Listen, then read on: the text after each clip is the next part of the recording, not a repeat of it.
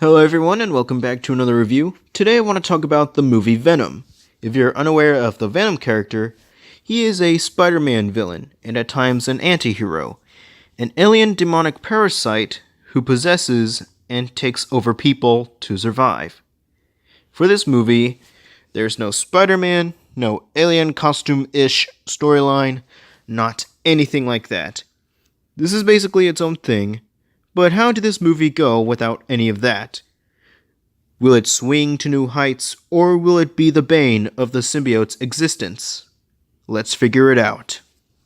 In the movie, we see who would later become Venom, Eddie Brock, who is a successful reporter and journalist, whose career went downhill when he tries to expose this corporation, and then he tries to take it down after dunning the symbiote.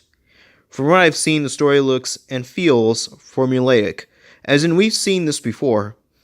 For what it's worth, it looks like it was trying to draw the atmosphere and the inspirations from 2015's Ant-Man. Even though the humor in this movie was similar to that, it didn't bother me in a long run. Not really. There were some jokes that did make me chuckle, and I do know that it made the audience laugh. But there were a few moments that I found disturbing. One of those moments involves being in the woods. There are a few other moments that make me feel uncomfortable. If there are any best parts of the movie, in my opinion, that will be the title character himself.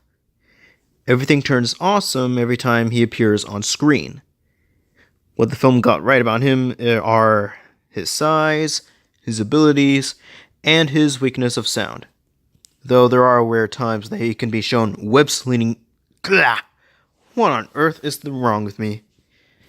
Let me start over. There are rare times where he can be shown web-slinging, and in this movie he is more of a rebel of his own kind, quote-unquote, than an actual anti-hero.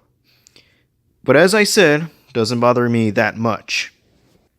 For the characters, the only most memorable one in the movie was Eddie/Venom themselves. They're the only characters I remember, at least by name. The other characters, they're between the lanes of bland, lifeless, and forgettable. Here you have random love interest in the mix. She wasn't that bad at first, but then it's like she turned as bland and lifeless as a puppet.